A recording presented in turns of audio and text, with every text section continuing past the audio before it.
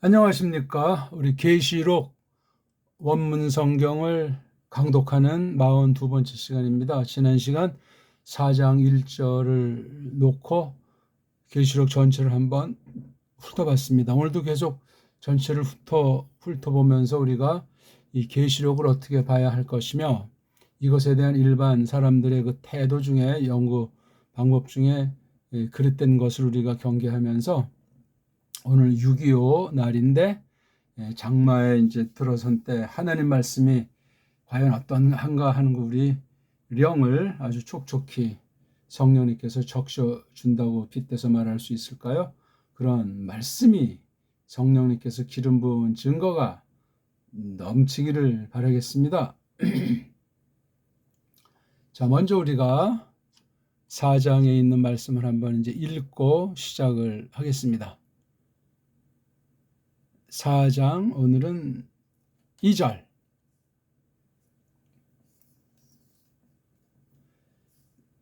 4장 2절.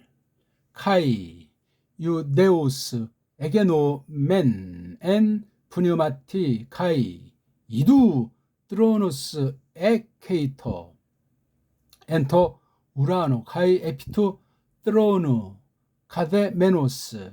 일단 요걸 간단히 이제 살펴보면 카이자가 있어서 1절이랑 연결이 되는 상황이고 유데오스 이게 유디스라고도 많이 나오죠. 그렇죠? 유디스. 유디스. 이건 에오스. 이건 위스. 아주 곧바로 아주 즉각.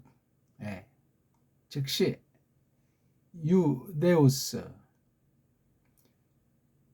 그러니까 곧바로 이어진 사건이에요. 뭐가 이제 됐다. 앞에 애자가 있는 거니까 과거 계통이고 몸뚱아리가 원래 사전에는 긴이 이제 기본형으로 올려 있잖아요. 긴. 그래서 이게 이제 된 건데 딱 한 번 된 건데 꼬랑지가 길어요. 그렇죠? 오메인이라고 기니까 이게 긴 꼬랑지라서 뭐 통상 기노마이가 데포네트라고 하지만 아무튼 제기용법이 있는 그런 강력한 거예요. 이 오멘, 이 긴 애자는 이제 단수, 이게 엡실론자를 쓰면은 우리가 돼요, 복수. 에타는 오멘, 이건 단수예요. 내가 몸소, 내가 하면서 그 말하는 이 주체, 그걸 강조하는 거예요. 주체의 모든 전반적인 행위부터 해서. 그걸 이제 제기용법이다. 자신 자체에 대해 포인트를 두고 쓰여지는 우리 동사 뉘앙스. 내가 몸소 됐다 그러니까 이제 문맥 중에 조금 이제 풀이할 때는 뭐가 어떤 사건이 벌어졌다, 그렇죠? 없던 것이 뭐가 생겼다, 뭐 이런 식으로 나타난 결과 중심으로 이런 말씀을 번역하기도 합니다. 내가 좌우한 어떻게 된 거예요? 어디 안에서? 푸뉴마티 령. 이거 물론 령님이죠.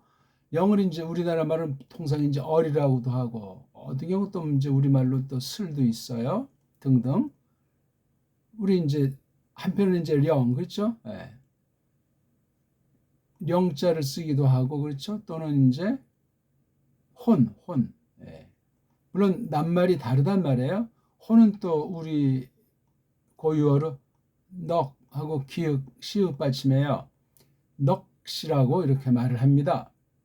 아무튼 이 푸뉴마티 얼 안에서, 이게 n자가 이제 안에서 그런데 그 안엔 여러 양상이 있죠. 그렇죠? 이게 뭐 바이의 뜻도 있다고 하잖아요. 바이, 그렇죠? 바이 등등 강조의 뉘앙스도 있고, 근데 뒤에 이제 이렇게 하나의 말덩어리, 이른바 프레이즈, 구 형태를 띠는 말덩어리라고 할 때 이제 요 n과 요 푸뉴마의 관계가 요 n 때문에 뒤에 여기 이제 이오타가 나와 있는 것이니까 이오타랑 n은 일치하는 거예요.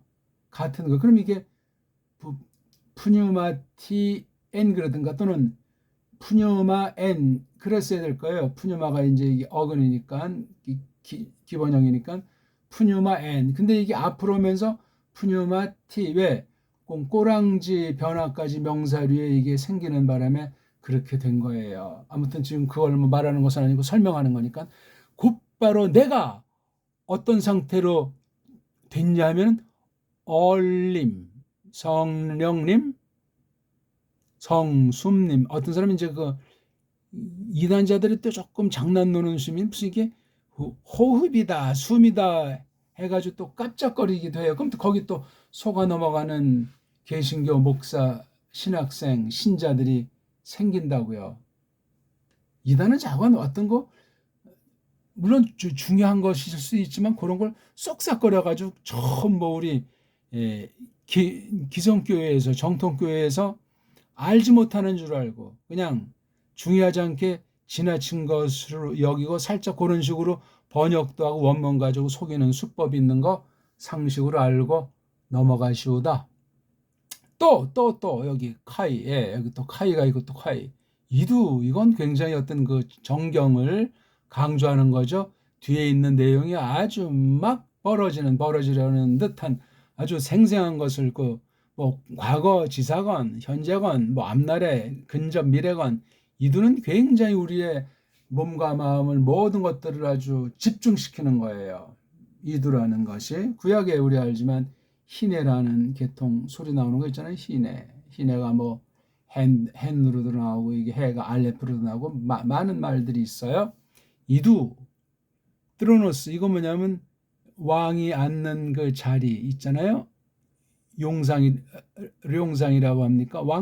왕좌가 에케이터 여기 애가 있고 몸뚱아리가 K잖아요. 그렇죠? 애가 있으니까 과거예요. 그 다음에 이게 토가 꼬랑지가 길잖아요. 과거계통 동사 꼬랑지 스 단수한 미칭은 없고 복수해서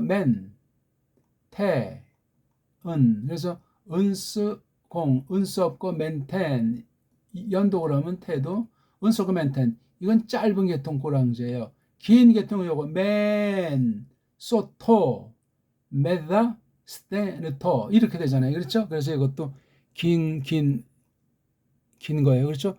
그가 쭉 몸소라고 뭔가 이제 의도라든가 생생한 그 경륜이 있는 거죠. 앉아 있는 중이더라. 요게 왕자가 놓여 있는 중이었더라. 이거 지금 요한네스가 기록하고 있잖아요. 자, 어디 안에 있어요, 이게요? 우라노. 요거 이게 단수를 복수가 통상 기본이지만 또 헬라스의 그 어감상 이렇게 단수로도 표시된 거예요. 요 우라노스 사실에 대해서 뭔가 좀 힘을 주고 있어요. 요거 안에 있는 거예요. 뭐가 드로노스가 또 카이 위에는 드로노스 왕자 임금자리 위에는 위에서 카데메노스 맨 플러스 오스니까 분사 중간태 내지 수동태 그런 뜻이 되는 거죠. 지금 그 왕자를 위에 저기 K마이는 놓여 있다. 그럼 요거 앉아 있다는 말이 동요가 여기 지금 여기는 카테 그렇죠? 카테 마입니까? 뭡니까? 카띠라고 해야 됩니까? 그냥 일단 카테 마이 좀 특이하죠? 요게 이제 몸뚱아리예요. 사전꼴, 기본꼴 그대로기 때문에 몸뚱아리가 변하지 않았기 때문에 현재 계통 미완료인데 여기 맨이라고 하는 분사 옷은 이제 명사류니까 꼬랑지에 지나지 않고 그래서 이것도 역시 중간태잖아요. 그렇죠? 또는 수동태도 되는 거죠. 이렇게 앉혀져 있는 또는 주때문에 앉아있는 옷을 사람으로 하면 분. 그렇죠? 그 임금자리 위에 몸서 앉아있는 중인 분 또는 그분이 앉아있는 중인 상태 요 에케이토를 전체 동사라면 하나는 엔 말덩어리, 또 하나는 에피.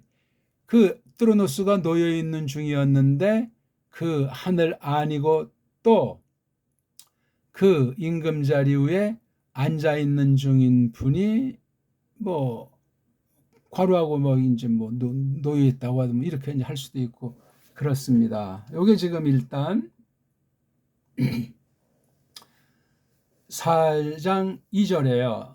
상황을 지금 말했잖아요. 뭐가 이제 이렇게 벌어진 상태고 벌어진 결과 쭉 계속 지속 중인 것이 있잖아요. 이도 보라 하면서 한 가지는 임금 자리가 있는데 그 임금 자리 에피 위에는 쭉 몸서 앉아 있는 중인 상태의 사람, 남자, 앉아 있는 중인 분이 있는 거예요. 그러니까 이게 땅에 있는 얘기가 아니고 하늘에 있는 얘기예요. 그러니까 우리가 계시록을 볼 적에 저 뒤에 19장 이하 나오는 뭐 새하늘과 새 땅, 새 예루살렘 그 얘기만 보면 안 되고 이게 계시록 기록이 있죠. 요한네스 당시 썼죠. 썼는데 물론 그 당시 환란 가운데 소망 주기 위한 것도 있고 최종 예수스의 파루시아 즉 일본 말로 재림이라는 그 말을 염두에 두고 겹쳐가지고 그러니까 과거부터 해서 지금을 중심 삼을 때 미래까지 이걸 막 이렇게 서로 겹치기 좀 따늘한 말 뭐한데 아무튼 뭐 오버랩이라고 합니까? 이렇게 해서 그냥 막 겹치기로 기록한 면이 아주 굉장히 독특해요. 그건 뭐냐면 사람의 말로서 다 형언하기 어렵다 하는 그런 거 한 가지가 있고 계시의 특성을 또 구약 계시부터 신약 계시를 놓고 오늘날 우리가 하나님 말씀을 새긴다고 할 때 참고해야 될 굉장히 중요한 거예요. 어떤 사람은 과거에 있는 건 과거다. 뭐 미래 이렇게 아주 단박으로 계시록을 극단으로 해석하는 경우도 있고 어떤 사람은 문자주의를 쫙 무조건 관철하려는 그런 사람도 있고 그걸 또 이제 꼬집으려고 많은 상징과 비유들이 있으니까 막 그냥 령해하는 자들이 또 있고 한마디로 정말 란장판이에요. 성경 각권이 그러하지만 계시록에 대해서는 그렇게 극단에 빠지면 혼자 아주 뭐 그냥 포만감에 빠져가지고 상상의 날개를 타다 날아갈 수 있으니 조심하셔야 되거든요. 그런 거 하나를 이제 이러한 걸 딱 우리가 보더라도 요거 곧바로 짜나 이두자가 감각은 어떤 분위기에 대한 감각은 공통점이 있는데 유디스는 이 앞에 거랑 관련해서 이렇게 썼고 요 유디스로 벌어진 에게노멘의 상황을 놓고 그 안에 있는 거 대표적인 사건을 지금 이두라는 말로 우리 앞에 제시하고 있는 거예요. 요한네스가 본 때나 지금 우리가 본 때나 훨씬 더 우리가 신령하고 풍성하게 이 말씀을 깨닫도록 이끄시기를 바라야 하겠습니다. 우리가 지난 시간 4장 1절을 봤잖아요. 뒤에 이것들 뒤에 내가 처음으로 봤다면서 여기서도 이두자고 나오잖아요. 문이 전에부터 쭉 열려져 있는데 하늘 안에 열려 있어요. 하늘 안에. 이게 그러니까 미래로만 번역하면 안 되고 이게 예수스 그리스도스를 중심하기 때문에 그분이 하나님의 우편 왕자 뭐 하나님의 뭐 권능이라고도 표시하고 아무튼 거기서 뭘 하냐면 통치하시는 거예요. 신인 양성 신인으로서 간맨으로서 통치하는 건데 거기 보니까 첫 소리 맨 먼저 나오는 소리 그 소리에 대한 설명이 해니 내가 들은 건데 그게 마치 어떤 것 같으냐면 살핀 곳은 나발이 랄루세스 그러니까 랄루세스 무조건 뭐 크게 그냥 빡빡 내는 것보다 아주 굉장히 듣기 너무너무나 아름답고 아주 멋들어진 그런 소리로 이제 소리를 내는 살핑고스 나팔이 이제 이야기하잖아요. 이것도 그렇게 번역을 해야 돼요. 한글은 어떻게 돼 있나 모르겠네. 나팔이 뭐 분다 소리지. 우리 한번 찾아봅시다. 꼭 이 우리 제가 올리는 동영상 공부는 개역성경을 펴 놓으시고 하라고 했죠. 그리고 원문을 보고 소리내서 읽을 줄 아는 것을 내야 훨씬 낫다고 했습니다. 그건 조금만 수고하면 제가 알려드린 대로 하면 됩니다. 이게 지금 4장 1절이죠. 나팔 소리 같은 그 음성이 가로되 이렇게 돼 있어요. 그러니까 이게 아니 나팔 소리 같은 음성 이게 뭐 처음에 내게 말하던 처음에 이거 어떻게 된 겁니까? 지금 해가 있어가지고 이게 폰에가 주어의 소리가 요건 이제 소리의 상황을 이제 그려주는 형용사잖아요. 그 소리가 맨 먼저 된 것이 그것을 내가 처음으로 들은 건데 마치 뭐 같으냐면 살핑고스가 나팔이 아주 이야기하고 있는 상태. 그렇죠? 요게 지금 S를 끝내서 벌써 이게 이격이에요. 나와 함께, 그렇죠? 나와 함께 이야기하는 거. 랄루세스, 이야기하고 있는 중인 상태. 뭐라고? 레구사. 여긴 랄루세스. 여긴 레구사. 여긴 우사. 우세스가 이격인데 나와 함께 말하고 있는 요건 이렇게 붙여야 되겠네. 메타 더하기 이격에서 이렇게 요건 지금 요건 살핑고스 이거 지금 오수 끝나서 주격 아니고 이격이에요. 요걸 묶어야 되겠죠? 지금 요 소리에 대한 거니까 소리가 여성이니까 여기도 이제 이렇게 여성으로 나와 있는 거예요. 그렇죠?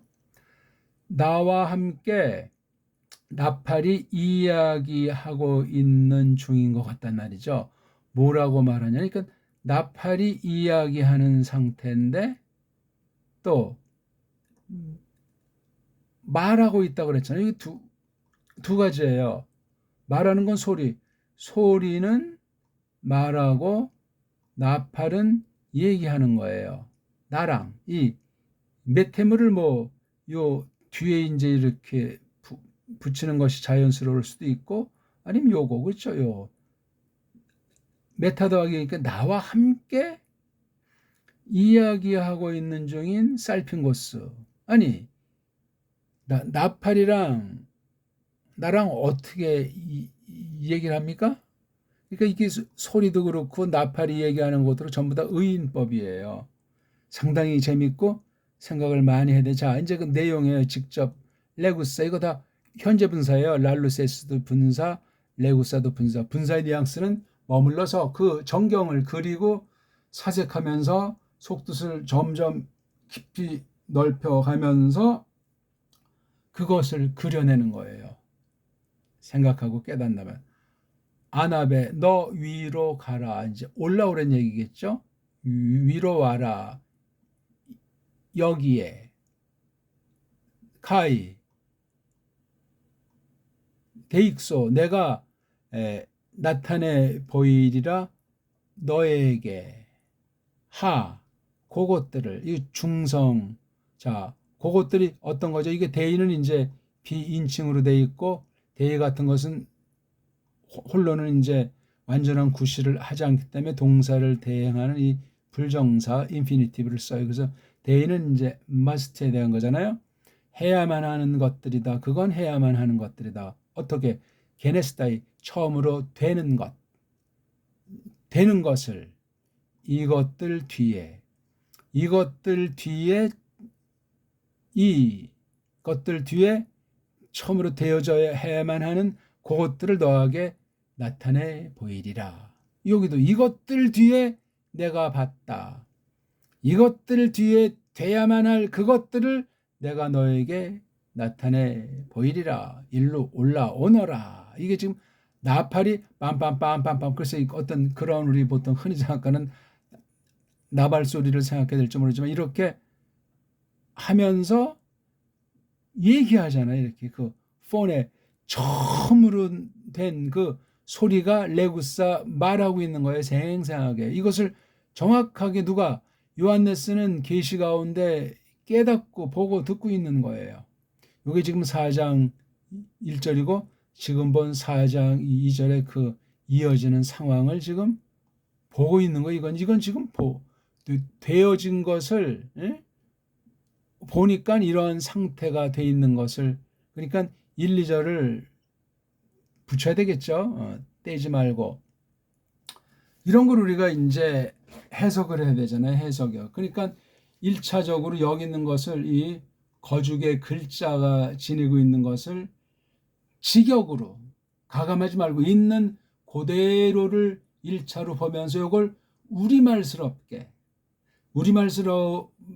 하는 것이 주도를 할지라도 이 원문의 이거 직역에서 가지고 있는 것을 변하지 않는 범위를 지키면서 그렇게 해야 돼요. 두 문자가 우리말과 이 헬라스 말이 다르기 때문에 그 격차는 존재하는데, 그걸 핑계대고 완전히 그냥 다른 식으로 돌려가지고 한국 사람한테 딱 처음에 읽자마자 혼자 깨닫게 해준다는 그 빌미로 엉터리 방송국으로 세계 번역기가 망가져 버린 거예요. 인본주의 번역이에요. 의역이니 뭐 해석력이니 그건 번역이라고 하잖아요. 번역이란 그대로 옮기라는 거예요. 그대로. 근데 어순에서 우리는 큰 차이가 나니까 아주 어려움을 느끼는 거예요. 어려움보다도 조심스러워지는 거죠. 그러니까 우리말스럽게 하는 것을 최소한도로 하고 원문의 뉘앙스를 최대한 집어 넣어야 돼요. 근데 그냥 뻣뻣하게 지역한다는 것보다도 깨달아서 소화해서 가다듬은 말로, 그러니까 이 구약 헬라스 말에도 계속 깊어져야 되고, 우리말 지금 한글 가지고는 안 돼요. 한글은 제가 누누이 말하지만 식민지 경영 언어예요. 사탄의 식민지가 온 세상 아닙니까? 세상 전체를 잔꾀로 속이고 있는데, 거기에 특히 언어를 가지고 서구 제국주의자들이, 서구 로마주의자들이 종교와 정치, 경제 방면으로 완전히 수백 년을 말살시키고, 역사 왜곡 가운데 언어 문자 왜곡까지 곁들여서 어디부터 어디까지 되어지는지 몰라요. 여기 들어서 세계사 중에 뭐 고대사라고 할 수 있는지, 아무튼 그 로마 역사가 어떤 사람들은 가공된 역사다, 과장된 역사다, 실제 과연 로마가 있었는가 하는 의문을 던지는 것도 우리가 한쪽 귀담아 들으면서, 또 하나 성경을 중심에서 볼 때 이 이른바 중동사라고 합니까? 서구와 이쪽 극동 사이에 있는 그 중앙아시아 또는 중동아시아, 오늘날 거기서 벌어진 나라들 말이에요. 제일 오래된 우리가 역사 있는 나라를 수메르라고 하지 않습니까? 수메르. 그건 별로 진전이 없어요. 왜? 서구 아이들이 그 문명을 깨달을 언어 차원에서 불가능합니다. 아무리 뭐 방사성 동위원선이 뭐니 해서 고고하게 뭐 발달 연구는 그거 해봤자 이미 전제가 세상 인본주의, 타락한 이성주의의 전제로 깔려있는 매트릭스로 악용되는 거 있는 거 우리가 알지 않으면 큰일 납니다. 어쨌거나 세상과 세상에 있는 이성을 통한 인문학이 그러한데, 그 중에 이제 구약에서 특히 수메를 잘 모르는 핸디캡이 크고, 그 뒤에 페르시아 그 고대 뭐 엘람 왕국이라든가 또는 그것도 저쪽 투르키 쪽에 있었다고 합니까? 뭐 히타이트. 그 뒤에 이제 고대 그 지중해 문명 중에 이제 뭐 마노아 미케네 하는 그 크레타 문명이라고 합니까? 그다음 미케네 이거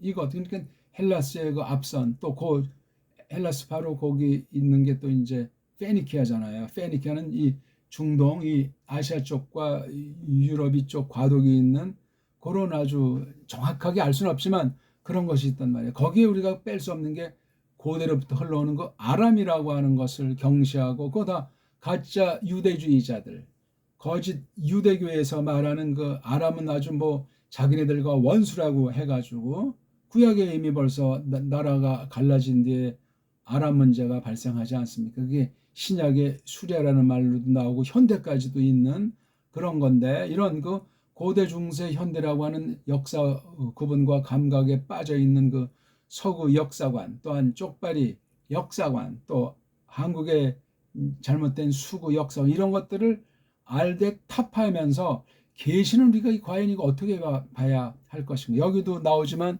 하늘이라는 말 같은 거, 이거 이 감각, 이 낱말 그 뜻매김, 그런 게 굉장히 중요해요. 근데 우리 선입견, 옛날부터 이제 우리 1910년 이후 나라가 없을 때 그냥 그 상상 못하는 기록으로 전해져는 그 말도 안 되는 뭐 병들고 가난하고 찌들리고 바보 멍충이고 엉망진창, 한치 앞을 어떻게 내다볼 수 없는 뭐 큰 왕궁에 들어서는 앞에 뭐 보기 들어서 뭐 남대문이다. 그럼 그 앞에 그 사진이 어딜 찍었는지 모르지만 또 똥오줌이 그렇게 떼는 것 아닙니까? 초가집만 초라하게 주르륵 놓여 있고 그런 사진들. 그건 우리를 자꾸 비하시키는 세력에 거짓된 유물로 우리는 판단해야만 한단 말이에요. 우린 찬란한 6천년이 넘는 문명, 최고의 문명, 최초 문명을 일구다시피 한 나라로 받아들여야 됩니다. 서구 신학의 서구 학문의 매트릭스에 깔려가지고 세뇌돼서 그런 나도 모르게 형성된 안목, 나도 모르게 형성된 전제, 그런 사상이든 사관이든 언어관 가지고 지금을 생각하고 서구에 중심된 그 각색된 그 교육을 통해서 책을 통해서 거기에 계속 길들여지고 물들여지니까 이게 참 끝이 없는 거예요. 베다결엔 최고의 족속 중에 최고의 족속으로 오늘날 서구에서도 말들을 하는데 차참 우리는 그냥 있는 역사까지도 없애버리고 계속해서 그냥 식민지, 수입신학, 노예신학, 노예 믿음으로 그냥 그런 거로 심지어 원문까지도 그런 거로 보면 어떻게 되겠습니까? 말이 안 되는 거예요. 제가 무슨 국수에 빠져가지고 우리가 뭐 잘난 체자 그런 뜻으로 말하는 것이 아니라 지금 일단 이 계시록을 놓고 이제 설명하다가 우리가 제가 좀 말씀이 좀 번졌는데요. 그러니까 이 계시록 문제도 막 과격한 뭐 말세론 중심으로 해서 그냥 혹세 무민했던 그 그릇된 빗나간 전통이 오늘도 팽배해 있어요. 뭐 유학 갔다 와서 세계 이제 신학교 어떤 유행에 이제 이젠 뭐 말세론 중에 계시록이 대세다 한 뭐 2, 30년 전에 그런 것도 막 뻥들을 많이 치지 않았냐고요. 계시록이 직역으로 된 게 없어요. 아직까지 대한민국에 그 흔히 영어 킹 제임스 버전 그거랑 우리 한글 구역이랑 한번 견져보시라고요. 또는 한글 개역 초판이랑. 그럼 이게 계시록에서 어마어마하게 달라요. 얼마나 많이 한국 계시록은 압축 축약 번역으로다가 자유주의 원문 비평에 깔려 있는 데다가 신비주의를 그냥 왜냐하면 우리 한글 자체가 없어졌기 때문에 족보 없는 그 한글로다가 이거 완전히 도배를 해서 이게 신학계만 큰 문제를 던져놓은 것이 아니고 우리나라 문명에 그냥 언문과 한문이라는 것을 완전히 각색하고 완전히 무시하고 없애버리는 그런 식으로. 왜냐하면 이 1910년이 이미 서구가 우리나라를 점령했고 쪽발을 앞장 세워서 이제 뭐 본격으로 35년간 전개하는 그 시기에 나오는 것이 성경 번역, 구역. 그 다음에 38년에 개역. 그때는 이미 신사참배, 예.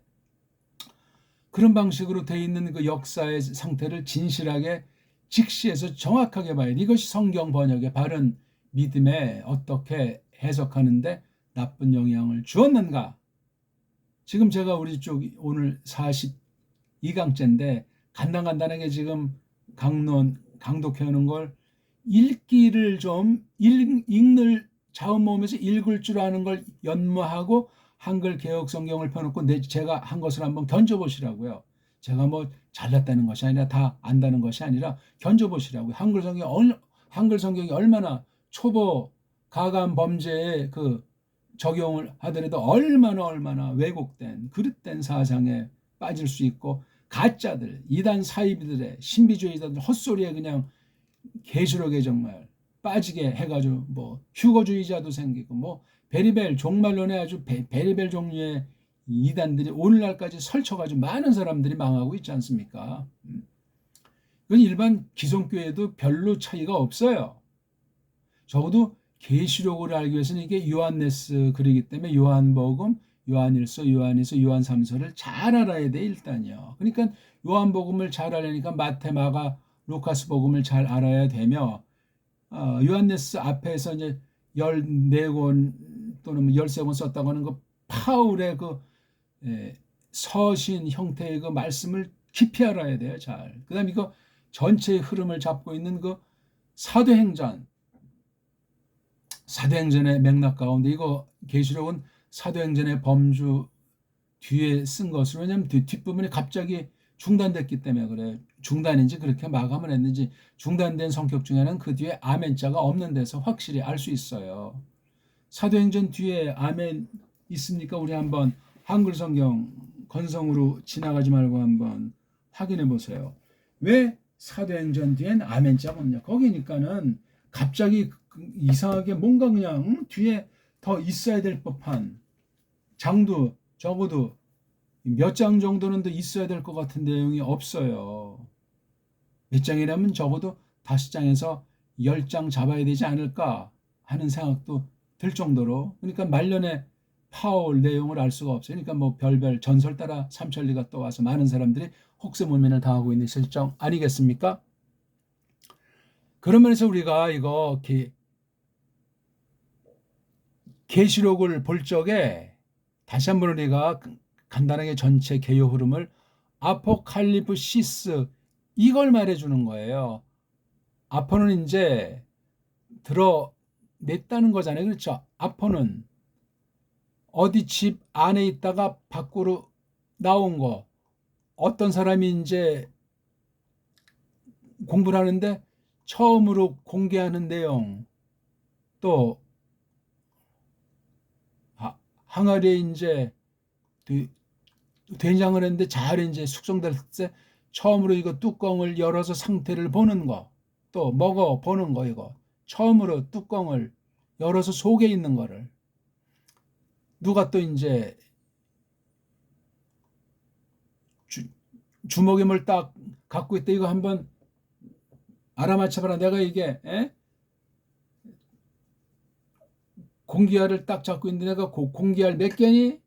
그래서 이거 맞추면 상 준다고 할 때 그다음 이렇게 되고 손을 쫙 피면은 몇 개가 있다면 그런 안 보이던 걸 보이게, 몰랐던 것을 알게, 감춰있던 것을 밝히는 거, 덮어놓은 것을 뚜껑을 여는 거, 이런 게 다 아포예요. 이게 뭐를 여긴 지금 칼리프터는 이제 뭐를 덮어놓은 거예요.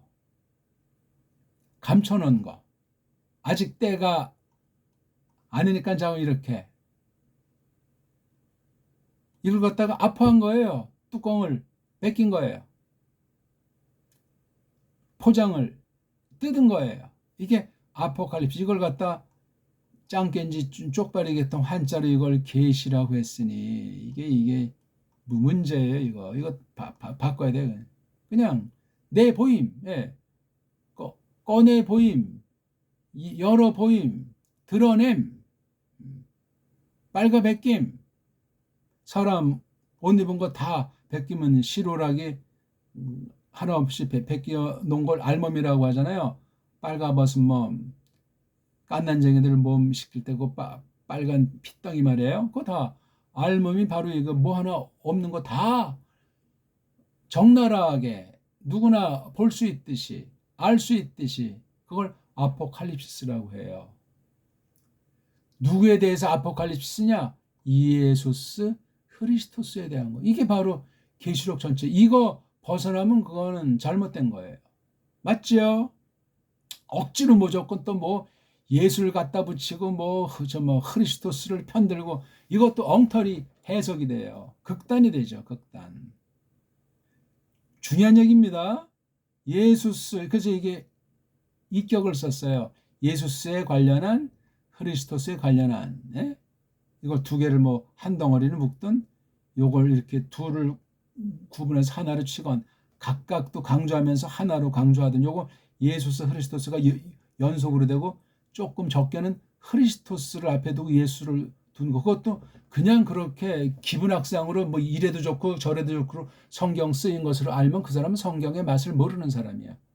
성경을 자칫 깔보거나 졸로 보고 자기가 잘났다 하는 위험에 빠질 수가 있어요. 있는 대로 건드리지 말고 원본도 없는 마당에 가짜들이 여기 손을 댄 것이 있는 마당에 그걸 또 손보면 이건 완전히 그냥 늪에 빠져버려요.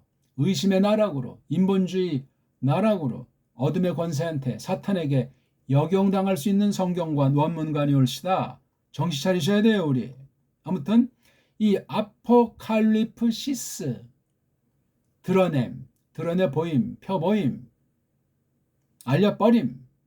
처음으로 아무튼 왜냐하면 창세기도 계시, 계시록도 계시니까 그때 그러니까 계시란 단어를 그냥 아무 생각 없이 쓰지 말고 낱말 뜻을 잘 매긴 뒤에 점점 오붓하게 넘치게 깊이 있게 그 말을 자기가 새기면서 성경의 내용들을 접속해 나가야 돼요. 뭐 특별 계시니 자연 계시니 이런 무슨 철학 용어 철학 수법을 도입해서 하게 되면 뭔가 그 문자를 쓰고 아는 것 같지만 성경에서 자기도 모르는 사이 점점 멀어지고 그릇된 버릇에 빠져버릴 수가 있어요. 철학의 도움이 전혀 필요 없다는 말이 아니라 그런 위험을 안고 있단 말이요. 원문 한다면서 또 깜짝거리잖아요. 한글 번역을 똑바른 것을 만들어 놓을 생각을 해야 원문을 똑바로 공부한 사람이지. 한글 번역 뭐 한글은 한글대로 보고 원문은 원문대로 본다. 이것도 가짜요, 가짜. 엉터리로 앉아요. 성경은 분열 주제예요. 원문 성경이건 원문을 번역한 성경이건 둘을 하나로 놓고 끊임없이 맞춰가면서 새겨가면서 공부해 나가는 거. 그게 바르게 원문을 공부한 사람이요. 그 다음 바른 번역은 오직 직역으로 해야 된다. 우리나라 같은 경우 언문으로 해야 된다. 이게 못 박히지 않는 사람 원문 백날 첫날 해봤자 밑빠진 독이고 오히려 건방져가지고 원문함으로 말미암아 파괴당할 수 있어요. 큰일 납니다. 아무튼 계시록은 아포칼립시스가 1장부터 22장까지 지배한다고 아셔야 돼요. 요한복음 첫 번째 책은 21강이지만 마지막으로 쓴 책으로 여겨지는 요한네스의 아포칼립시스는 22장까지 있죠. 예, 암기하시지 말고 이게 어떻게 짜여져 있나 이거예요. 1장부터 5장까지 한 덩어리 보시고 6장부터 18장까지 한 덩어리 보신 뒤에 9장부터 22장 이렇게 세 덩어리를 보면 돼요. 우리가 지금 본 게 지금 4장 1, 2절을 봤잖아요.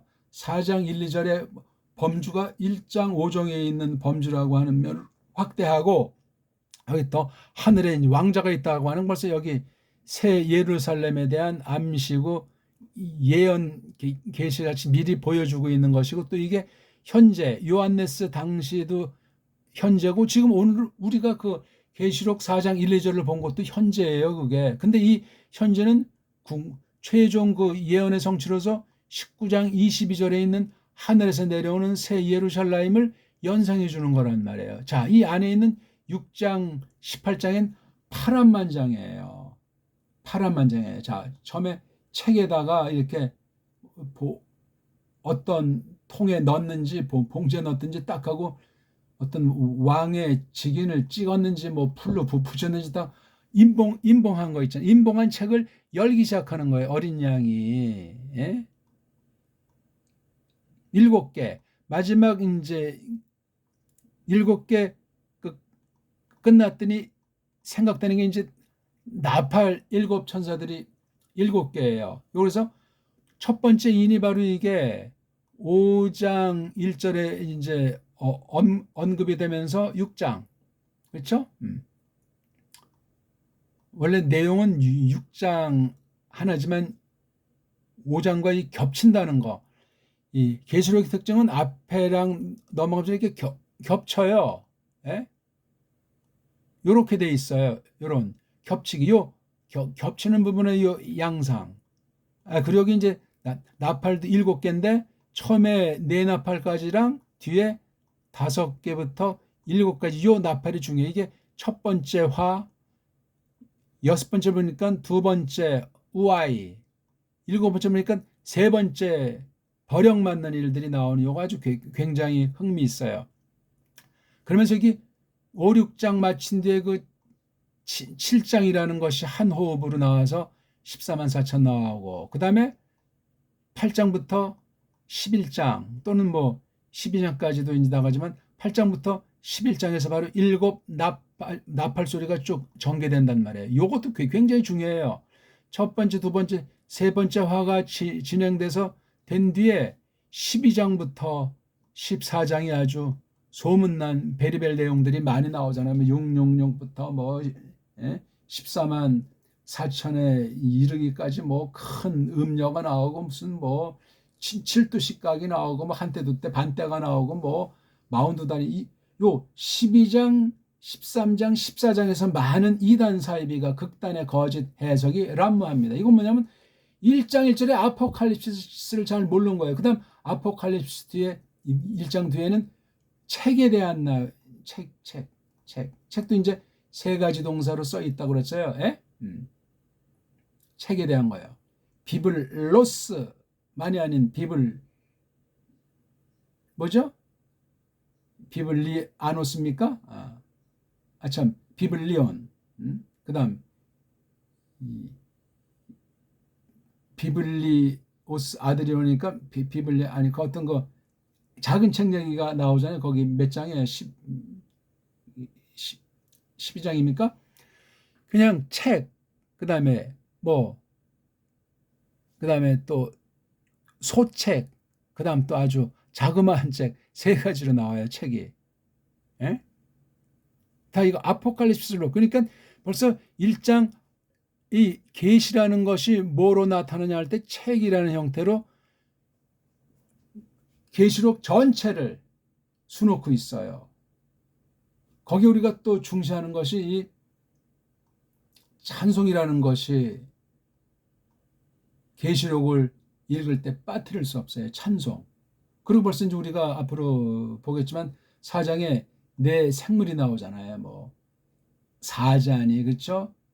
송아지니, 사람이니, 독수리니 하면서 이 네 가지 생물이 전체를 도배해요. 4장부터 저기 19장까지입니까?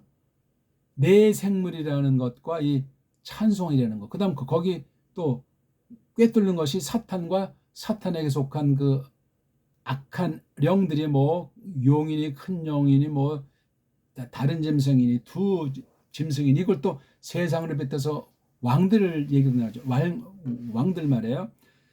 그걸 또 현대사에 비추셔서 어쩌고 저쩌고 막 그 해석을 희한하게들 많이 하는 또 사람들이 혹하잖아요. 그러니까 세대주의자들, 천년 왕국론자들, 신비주의자들, 자관 정통의 성경 해석관을 성령님의 기름 부음을 확인하지 못한 사람이 별별 걸로 다 하는 거예요.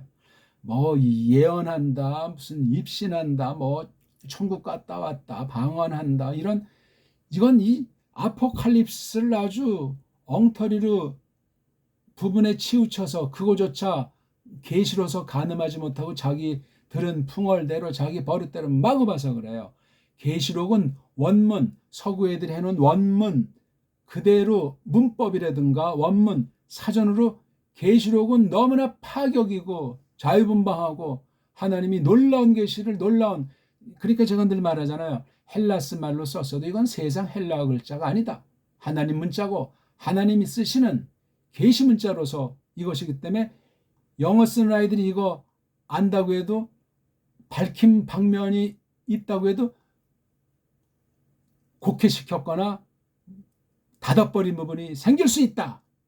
우리 베드로겔의 글자가 언어면으로 볼 때 최고의 문자이기 때문에 역사상 계시록을 가장 잘 풀어 밝힐 수 있는 가능성이 있는 결의말이다. 이거 줏대 있게 확신해야 된다고 제가 늘 말해오고 있지 않냐고요. 어쨌거나 이렇게 1장부터 5장, 6장부터 18장, 19장부터 20, 이건 완전히 승리잖아요. 새하늘과 새 땅, 이김. 그 다음 제일 마지막 부분에 그냥 가감하면 끝장난다. 저주를 예언했어요. 나쁜 자들한테는 두려움이지만 신자들에게는 아주 경계가 되는 생명의 말씀입니다. 1장부터 5장에 있는 내용을 6장부터 18장 통해서 어떻게 이것이 전개되는가 나와 있잖아요.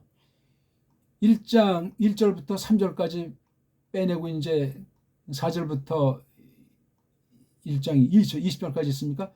여기에는 이제 요한네스가 자기 얘기를 조금 한 다음에 예수스 흐리스토스를 계시로서 만난 아주 심한 얘기가 기록이 되어 있지 않습니까? 놀라운 말씀이에요.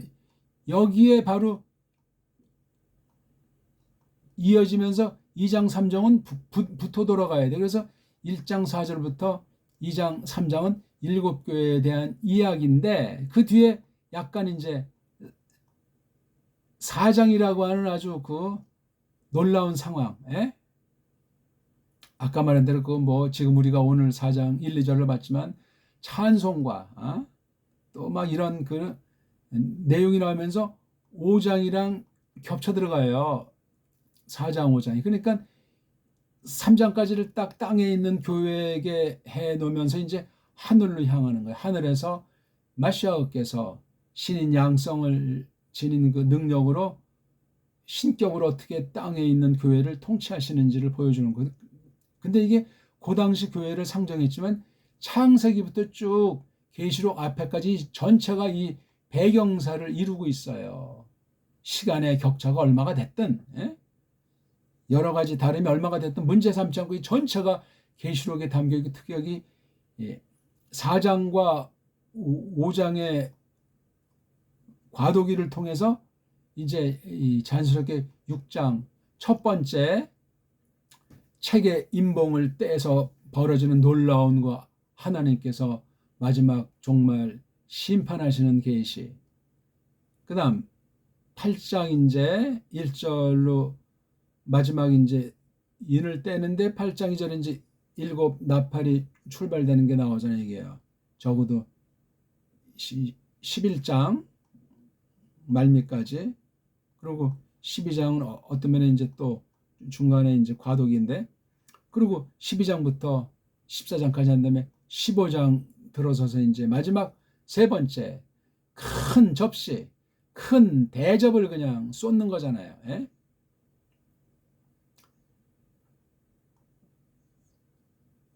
도장 찍은 건 연다, 나팔은 분다, 그 다음에 큰 대접은 쏟는다. 그런 행위. 그래서 15장에 있는 게 이제 16장에 맞물리는 걸 통해서 이제 17장부터 18장은 완전히 최후의 발악하는 원수를 향해서 작살 내버리는 거예요. 제2차 확인 사사라는 게 20장에 나오는 거, 사탄 결박 천년 동안, 그 다음 나중 잠시 풀어 논되는 이 20장의 기록이 아주 또 삼삼하게 흥미를 돋구는 거예요. 그러니까 큰 거, 계시의 중심에 놓고 책이란 말이 쭉쭉 여기저기 나오는 것을 꼭 중심에서 큰 눈으로 보지 않으면 큰일 나고, 또 그 다음 거기 찬송이라는 문제, 이것도 쭉 나온, 어디에 어떤 찬송들이 나오는가, 그러면서 동시에 이런 그 큰 세 덩어리 구분 가운데 어떻게 이것이 관련이 되며 12, 13, 14절이랑 12, 13, 14장이랑 17, 18장을 두 개를 놓고 이걸 내용을 잘 견지면서 어떻게 거듭 겹치면서 이 마지막 때를 놓고 지나간 날들을 회고하면서 마지막 때를 앞으로 되어질 걸 내다보면서 요한네스 당시, 그 당시 현실을 어떻게 직시하도록 하셨는가, 이렇게 계시록을 보면 틀림이 없어요. 제가 지난 시간 보여드린 거잖아요. 1장 계시잖아요. 1장 4절부터 끝까지 예수스 흐리스도스를 묘사한 그게 7교회로 이어지고 7교회를 만든 뒤에 지금 하늘에, 그렇죠? 하늘에 지금 우리가 오늘 왕좌에 대한 것을 보고 찬송에 대한 것을 보고 내생물인지 나올 거냐. 그 다음에 또 이제 5장에 또 4장도 그렇고 1장도 이게 책에 대한 것이 계속 나와요. 그러면서 첫 번째 이제 도장을 여는, 도장을 뜯는다, 그런 거 연다 그래요. 이게 6장, 그쵸? 6장이 주로 나오고 7장까지도 이제 관련된 상황으로 8장 1절에 표시해서 이제 끝나게 되잖아요. 7째 그 도장을 뜯는 게, 여는 게, 여기에 바로 유명한 그 14만 4천의 찬송과 내생물에 대한 것이 나오고, 두 번째가 나팔이에요. 나팔이 8장에서부터 11장까지라고 했을 때, 세 번째 우아이, 벼락 맞은 다섯 번째, 여섯 번째, 일곱 번째 나팔이 8장 13, 9장 13, 11장 15. 그 다음 이 안에 이 많은 것들이 겹치는 거예요. 그렇죠?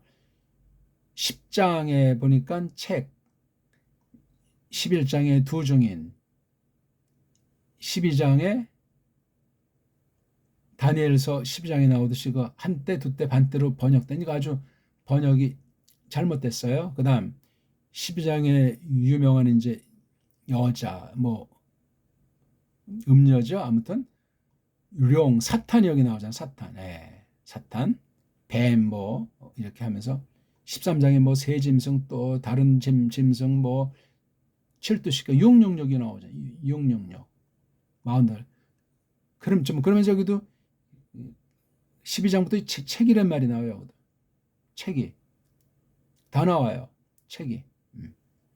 그 다음 14장에 7장이어서 14만 4천 찬송 추수. 그 다음에 내생물이 또 나와요. 그 다음 세 번째 금으로 만든 그 대접 15장에 그리고 16장엔 모세의 또 찬송이 나오잖아요. 여기 아까 여긴 음녀, 여긴 큰 음녀. 바벨론이 처음 나오고 여긴 18장에 바벨론 멸망. 그 다음 마지막에 이제 이김에 대한 거잖아요. 19장 혼인잔치 할렐루야.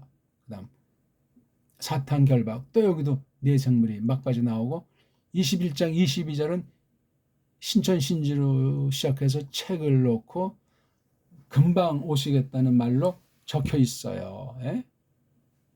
간단하잖아요, 이게요. 1장 1절에 계시를 놓고 5장, 6장 7장, 7장에 또 이런 내용이 또 껴있고 8장부터 11장, 그렇죠? 그것도 이런 게 껴있으면서 대략 12장부터 14장, 그 다음에 큰 세 번째 7가지 이적 심판이 15장에, 그리고 결과 16장에 찬송으로 마감하고 다시 17, 18장에서 원수들이 땅의 임금들 향해서 바벨론 멸망으로 이어지는 아주 대하 드라마. 그 다음 마지막 19장부터 22장까지 넉 장에, 그렇죠? 앞에 5장, 여기 넉 장에서 총 9장이 처음과 마지막, 그 다음 가운데 있는 게 13장인 거예요. 그렇죠? 6장부터 18장까지 13장이 그 많은 탈도 많고 말도 많은 내용들이 그 안에 이걸 딱 각을 잡아야 돼요. 이걸 꼭 무슨 뭐 연대기로 정리할 필요도 없고 또 이게 무슨 뭐 과거 중심이다, 뭐 현재 중심이다, 미래 중심이다 한쪽에 쏠릴 필요도 없고 이걸 하려면 앞에 창세기에서 유다서까지 이것을 전체를 간결하게 또 내용으로 견주기도 하지만 내면의 신령한 뜻 마시아의 중심으로 신학으로는 계시가 무엇인지를 어떻게 했는지 여러 가지 큰 흐름으로 보면서 계시록 안에서도 크게 보고 맷덩어리로 잘라보고 또 이걸 자세히 속에 낱말이든 또는